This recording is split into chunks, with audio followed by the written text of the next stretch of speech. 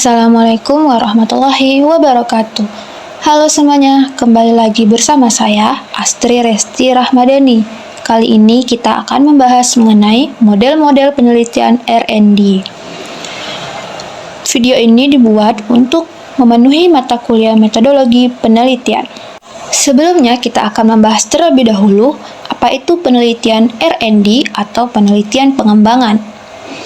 Menurut Borg and Gall, penelitian pendidikan dan pengembangan atau R&D adalah suatu proses yang dipakai untuk mengembangkan dan memvalidasi produk pendidikan, di mana penelitian ini dilakukan untuk menghilangkan kesenjangan atau pelengkap antara penelitian dasar yang berupa penemuan ilmu baru dan penelitian terapan yang berupa penerapan ilmu baru. Perbedaan penelitian R&D dengan penelitian lainnya yaitu pada penelitian ini mengembangkan suatu produk atau melahirkan suatu produk yang bersifat siklus dan sesuai dengan kepentingan. Nah, langsung saja kita bahas mengenai model-model penelitian R&D, di mana pada penelitian R&D terdapat model Borg and Gall, model 4D, model ADDIE, model CAM, model Ditch and Carey, model Smith and Regan, model RDR, model R2D2, model Martin-Tasmer, model MPI atau model pengembangan instruksional, model Azure, model Hanafin and Page, model DDDE, model Bergman and Moore, dan yang terakhir ada model Taylor. Nah, kita akan membahas satu persatu mengenai 15 model yang sudah disebutkan tadi. Yang pertama, kita akan membahas mengenai model Borg and Gall, di mana pada tahapan pengembangan dikatakan sebagai tahapan air terjun yang terdiri dari 10 tahapan. Yang pertama, ada penelitian dan pengumpulan data, di mana pada tahap ini berupa studi literatur dan merumuskan kerangka kerja penelitian. Yang kedua, ada perencanaan. Pada tahapan ini, dengan merumuskan kecakapan dan keahlian, tujuan yang akan dicapai, melaksanakan studi kelayakan apabila diperlukan. Yang ketiga, pengembangan draft produk, yaitu pengembangan untuk permulaan dari produk yang akan dihasilkan. Yang keempat, ada uji coba awal lapangan, dilakukan dengan pengujian secara terbatas kepada subjek sebanyak 6-12 subjek. Pengumpulan dan analisis dengan melakukan wawancara, observasi, ataupun angket. Yang kelima, ada penyempurnaan produk awal dengan melakukan perbaikan awal berdasarkan uji coba terbatas. Yang keenam, ada uji coba lapangan, yaitu uji coba utama dengan melibatkan seluruh peserta didik. Yang ketujuh, ada menyempurnakan produk hasil uji lapangan. Tahapan ini dengan menyempurnakan hasil lebih luas agar sesuai dan siap divalidasi. Yang kedelapan, ada uji pelaksanaan lapangan, yaitu uji validasi dari model operasional yang telah dihasilkan. Yang kesembilan, ada penyempurnaan produk akhir, yaitu perbaikan akhir untuk menghasilkan produk akhir atau final. Yang ke-10 ada diseminasi dan implementasi. Tahapan ini dengan menyebarluaskan produk yang dikembangkan dan diterapkan. Model yang kedua yaitu model 4D, di mana pada model ini terdiri dari 4 tahapan yang harus dilalui. Pada tahapan pertama yaitu define atau pendefisian, berupa melakukan analisis terhadap kebutuhan dengan melakukan analisa awal, analisa peserta didik, analisa tugas, analisa konsep, serta perumusan tujuan pembelajaran. Yang kedua ada desain atau perencanaan, yang dilakukan dengan menyusun standar tes, memilih media, pemilihan format, serta rancangan awal. Yang ketiga ada develop atau pengembangan, berupa tahapan untuk menghasilkan produk yang terdiri dari 2 langkah, yaitu penilaian ahli untuk mendapatkan saran perbaikan, dan uji coba pengembangan untuk mendapatkan masukan secara langsung. Yang keempat ada diseminat atau penyebarluasan, yang berupa tahapan terakhir pada model ini yang dilakukan untuk memperkenalkan produk hasil pengembangan agar diterima pengguna. Pada tahapan ini terdiri dari 3 langkah, yaitu validation, testing, packaging, serta diffusion and adoption. Yang ketiga yaitu model ADI, di mana pada model ini memiliki 5 tahapan. Yang pertama itu analisis. Pada tahapan ini akan menganalisis kenapa perlunya pengembangan produk baru dan kelayakan, serta syarat-syarat pengembangan produk. Yang kedua ada desain atau perencanaan konsep dan konten yang terdapat pada produk yang masih bersifat konseptual dan mendasari proses pada tahapan selanjutnya. Yang ketiga ada development atau merealisasikan produk yang siap untuk diterapkan dengan adanya instrumen untuk mengukur kinerja produk. Yang keempat ada implementation atau penerapan untuk memperoleh umpan balik terhadap proses yang dibuat atau dikembangkan. Yang kelima ada evaluation atau mengevaluasi untuk mengukur ketercapaian tujuan pengembangan. Yang keempat ada model camp, di mana pada model ini terdiri dari 10 tahapan yang saling bergantungan. Yang pertama ada identifikasi kebutuhan belajar, yang kedua pemilihan topik atau tugas, yang ketiga identifikasi karakteristik pembelajar, yang keempat ada identifikasi isi dan analisis tugas, yang kelima ada perumusan tujuan pembelajaran, yang keenam ada perancangan kegiatan belajar mengajar, yang ketujuh ada pemilihan sumber-sumber belajar, yang kedelapan penetapan faktor pendukung, yang kesembilan evaluasi belajar, dan yang kesepuluh prates.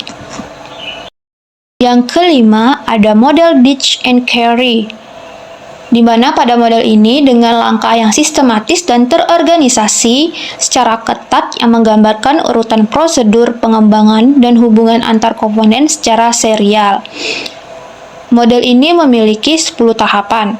Yang pertama ada analisis kebutuhan belajar, yang kedua analisis pembelajaran, yang ketiga analisis karakteristik pembelajaran dan konteksnya, yang keempat ada perumusan tujuan umum dan khusus pembelajaran, yang kelima pengembangan instrumen asesmen, yang keenam pengembangan strategi pembelajaran, yang ketujuh pengembangan dan pemilihan bahan pembelajaran, yang kedelapan perancangan dan pelaksanaan penilaian formatif, yang kesembilan pelaksanaan revisi bahan pembelajaran, dan yang kesepuluh perancangan dan penilaian sumatif.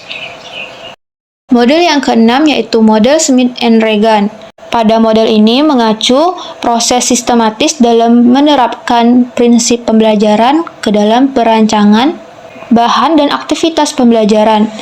Model ini memiliki 4 tahapan. Yang pertama ada analisis konteks pembelajaran, yang kedua analisis karakteristik pembelajaran, yang ketiga analisis tugas pembelajaran, dan yang keempat penilaian kinerja pembelajaran.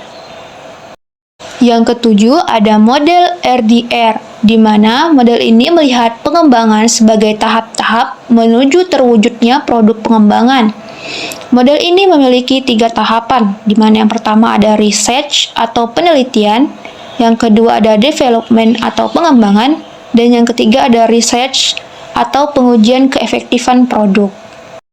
Model yang ke-8 yaitu model R2D2 yang lebih berorientasi pada fokus pengembangan, di mana model ini memiliki 4 tahapan. Yang pertama ada reflektif, yaitu harus merefleksikan, memikirkan, dan menemukan umpan balik, serta ide dari berbagai sumber selama perencanaan dan pengembangan. Yang kedua ada recursive, yaitu diperlukannya pembaharuan secara terus-menerus. Yang ketiga ada desain, yaitu melakukan rancangan. Dan yang keempat ada development, yaitu melakukan pengembangan dari rancangan yang telah dilakukan. Model yang kesembilan yaitu model Martin-Tasmer, di mana pada model ini lebih difokuskan kepada 2 tahapan. Yang pertama ada tahap preliminary, yaitu tahapan yang dilakukan untuk menentukan tempat dan subjek penelitian, kemudian persiapan.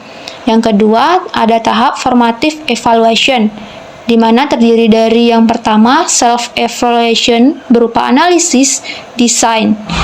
Yang kedua, ada prototyping berupa expert review, one-to-one, dan small group. Yang ketiga, ada field test. Yang ke-10 ada model pengembangan instruksional atau MPI, di mana pada model ini terdiri dari dua tahapan yang dimulai dari mengidentifikasi, di mana pada tahapan ini terdiri dari mengidentifikasi kebutuhan instruksional dan menulis tujuan umumnya, menulis tes acuan patokan, menyusun strategi, dan mengembangkan bahan instruksional. Yang kedua ada mengevaluasi dan merevisi. Dengan melakukan desain dan evaluasi formatif yang di dalamnya terdapat kegiatan merevisi.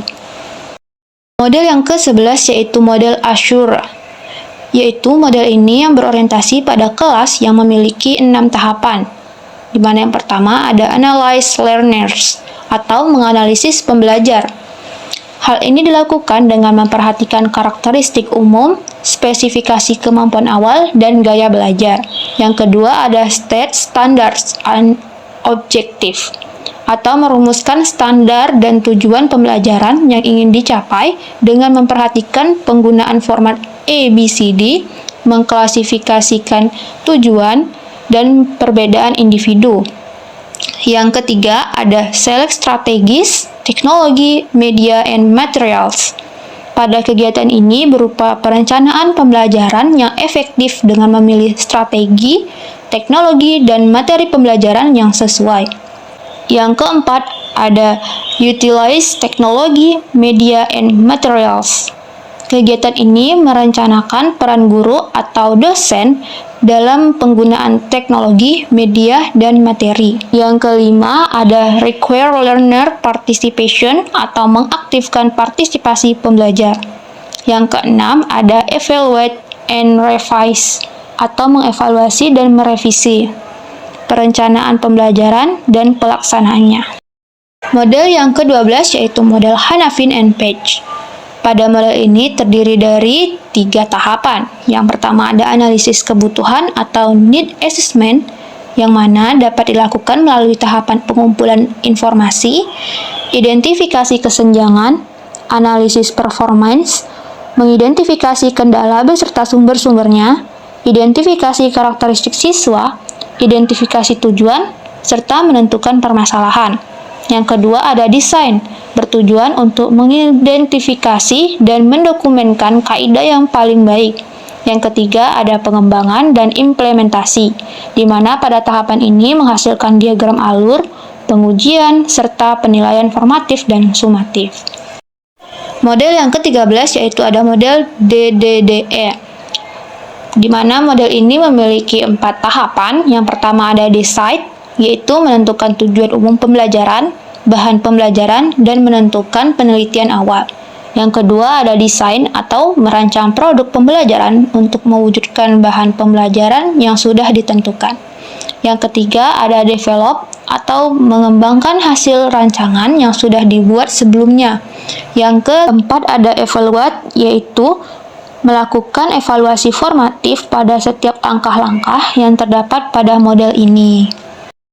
Model yang ke-14 yaitu model Bergman and Moore, di mana pada model ini terdiri dari 6 tahapan. Yang pertama ada analisis, penganalisisan dengan memeriksa aspek-aspek yang terlibat dalam pengembangan produk.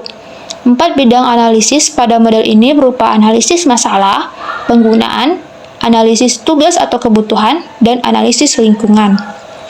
Yang kedua ada desain, di mana mengelompokkan deskripsi produk menjadi desain umum dengan menentukan urutan segmen program. Selanjutnya desain rinci dengan menentukan motivasi, strategi interaksi, jenis media, dan metode penelitian. Yang ketiga ada pengembangan, di mana pada kegiatan ini menyiapkan dokumen untuk menuju langkah selanjutnya. Di mana yang ketiga ada produksi, kegiatan yang nantinya akan berkontribusi pada produk akhir. Yang kelima ada penggabungan, yaitu kegiatan yang mengintegrasikan menjadi satu produk yang utuh. Pada kegiatan ini memiliki 3 aktivitas yang berupa pengodean, pengujian, dan penyelesaian. Yang keenam ada validasi, yaitu kegiatan mengkompresikan produk dengan sasaran yang terdiri dari persiapan, melakukan validasi, dan menilai hasil validasi. Model yang terakhir yaitu model Taylor, di mana pada model ini terdapat 4 tahapan, yaitu analisis tujuan, pengalaman belajar, dan pengorganisasian pengalaman belajar, serta evaluasi. Nah, itulah tadi model-model dari R&D, di mana terdapat 15 model yang sudah kita ketahui tadi. Baiklah, cukup sekian pembahasan kita pada hari ini. Mohon maaf atas segala kesalahan dan kehilafan. Saya akhiri. Wassalamualaikum warahmatullahi wabarakatuh.